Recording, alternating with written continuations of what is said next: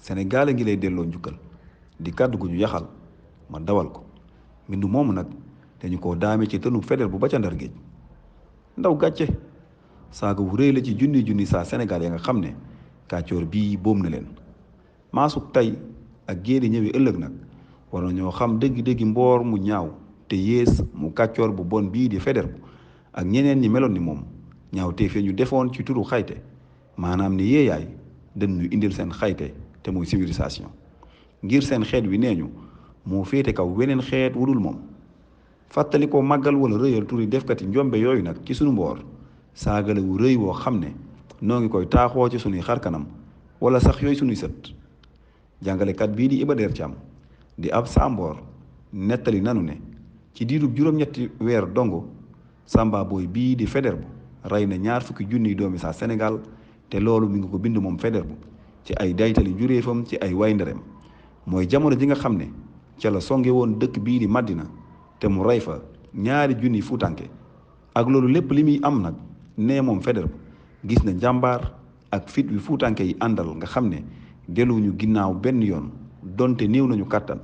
te gis nañu doole soobareem yewoon moom béefarkat bi ak seen bariwaay ak seen ngànnaay ñu dal seen kaw kan mooy Faidherbe sax mooy kenn ci kàngami defkati ñaawteef yu mag yewoon ca jamono dikkoon ngir noot Afrique rawatina Sénégal waaw moom lan la fi def sax ba ñu mën koo jagleel aw xàll tuddee ko mbaa di ko fi defal ab tën ci sunu réew mi juróomi avril ci atum junni ak juróom-ñetti téeméer ak juróom fukk ak juróom ay soobareem moom Faidherbe taal nañu dëkk bii ñuy wax Naaye nekkoon ci penku Sénégal lu ëpp 2 téeméeri nit te dëkkoon ca dëkk boobu faatu woon ca lakkuk dëkk boobu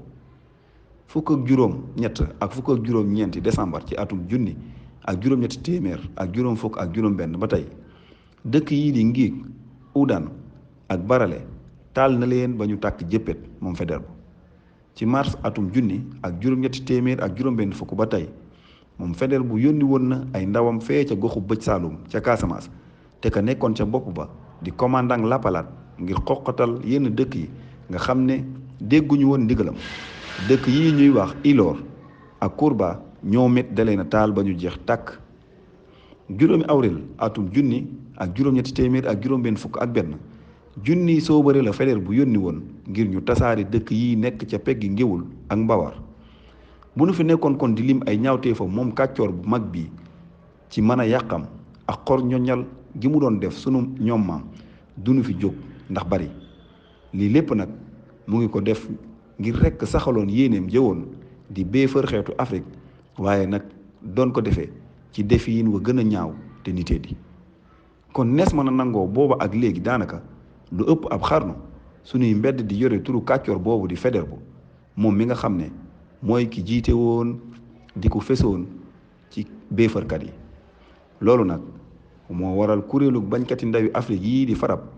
taxaw ngir yee ak saabal askan wi ngir ñu xam li tax nu war a teqalikoo ak xar kanam gu yées gii ak lépp loo xam ne dañu koy tax di fàttaliku ndax ay ñaawteefam ca jamonoy béefar ga mu it xeex boo xam ne dina delloo njukkal ñi nga xam ne